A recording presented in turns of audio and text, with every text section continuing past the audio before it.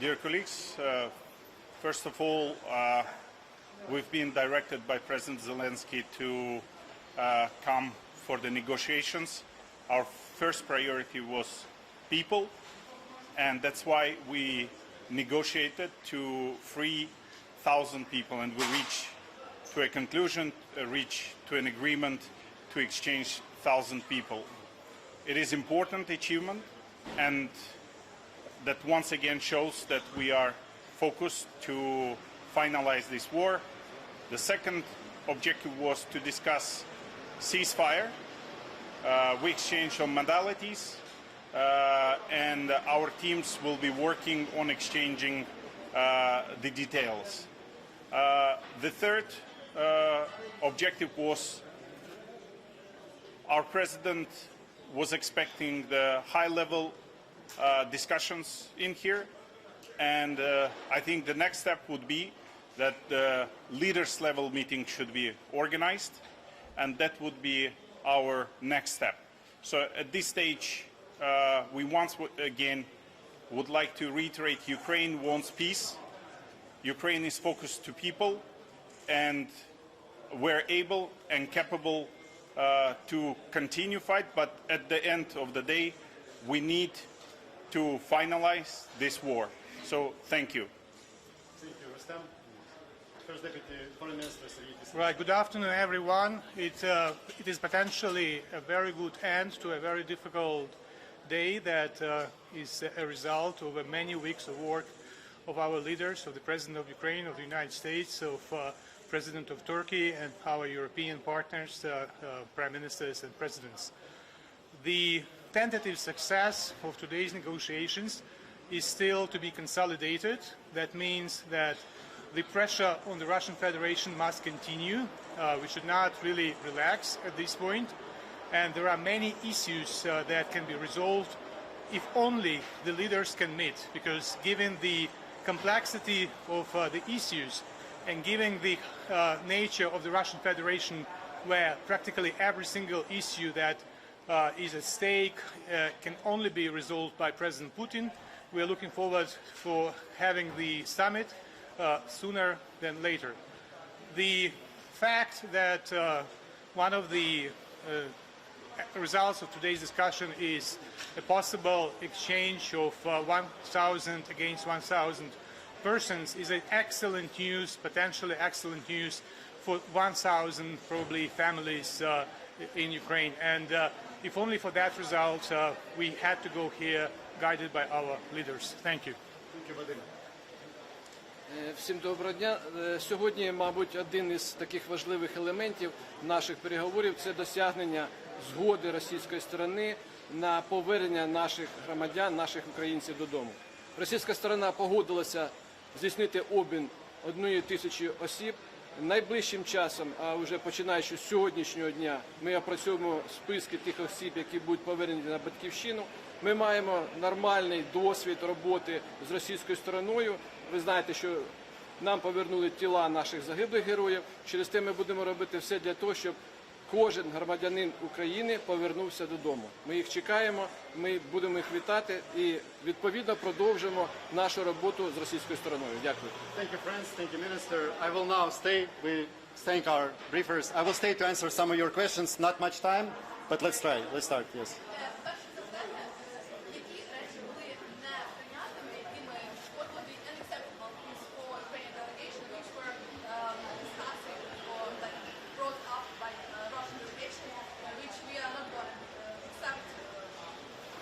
So, yes, of course, the Russian delegation has voiced a number of things which we deem unacceptable.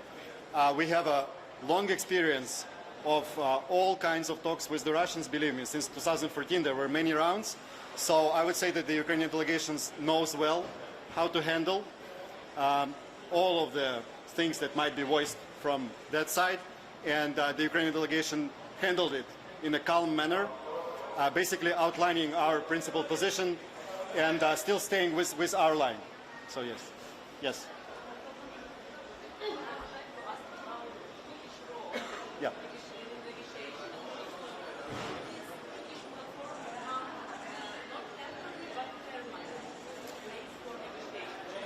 So I can say that we are grateful to Turkey, to President Erdogan, for presenting this opportunity, this platform for the peace effort.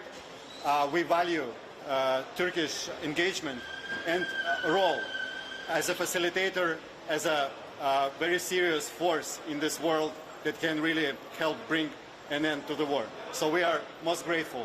As to further context, you heard the members of the delegation. They will be considered later.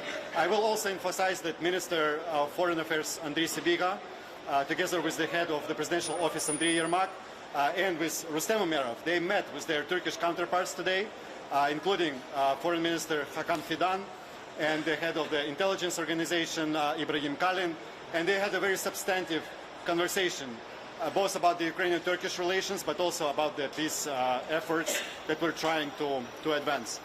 Let's go to... Okay, Lemon. Yes?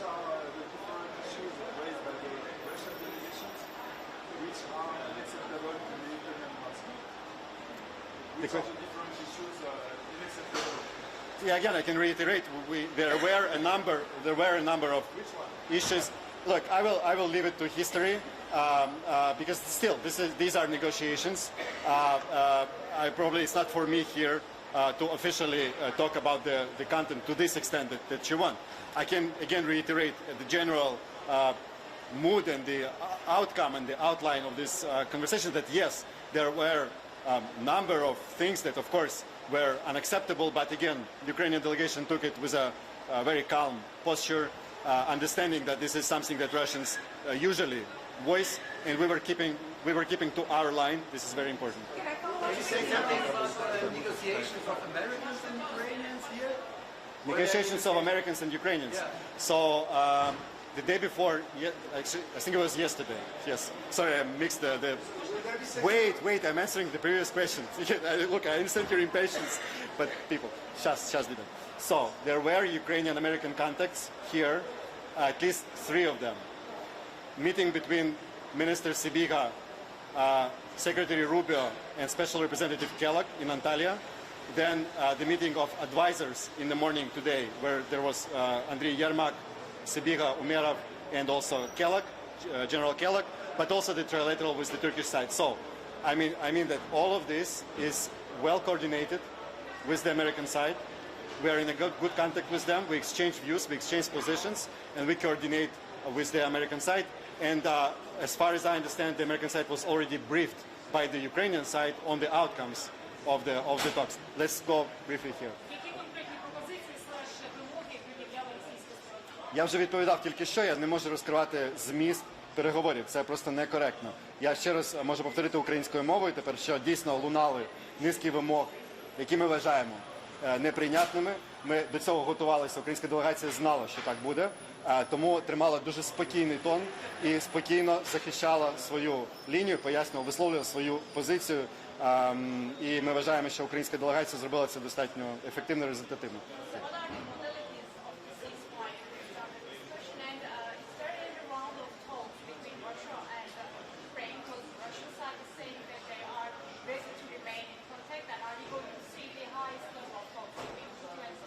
So look, the Ukrainian delegation was sent here by President Zelensky with a clear agenda, which is number 1, ceasefire, full unconditional ceasefire. And I need to remind everyone that Ukraine agreed to such kind of a durable ceasefire back in March.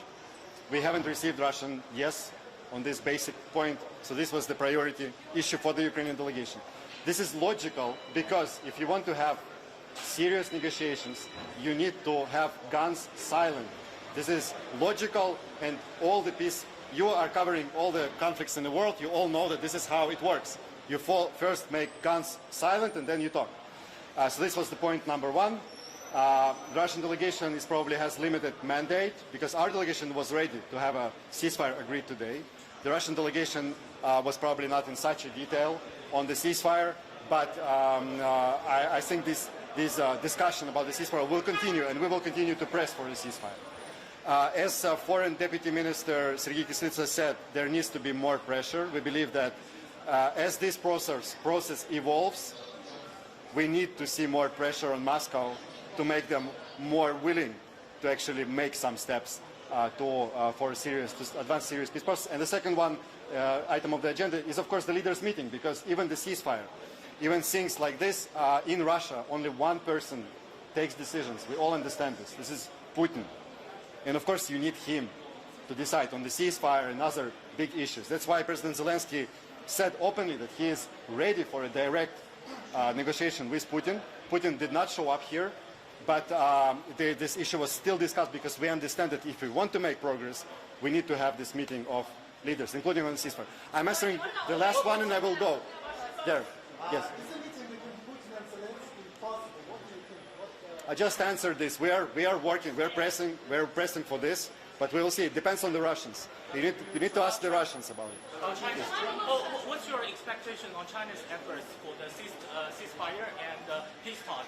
Because China and Brazil now recently has announced put forward a new announcement to support the peace talk. What's your view about this announcement? Yes. So both China and Brazil consistently supported the idea of a ceasefire. They have been stating about this years and years before.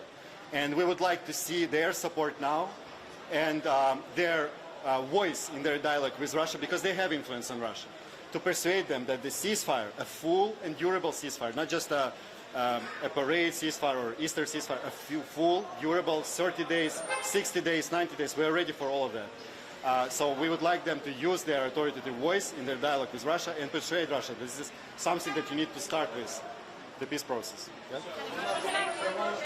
Yes, Just yes. to clarify, I know you don't want to say exactly what was demanded by Russia, but can you tell us at least if there were new demands that you've never heard in previous talks, either by through a third party? Are they asking now for more than they have in the past in this negotiation?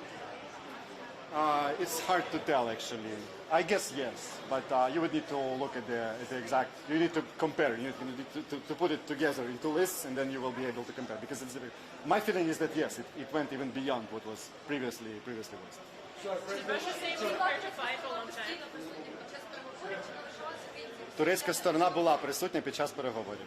Russia was prepared Yeah. for a long time if Ukraine doesn't have territory. There was a report that there was threat to take more regions by Medinsky during the meeting. Is that true?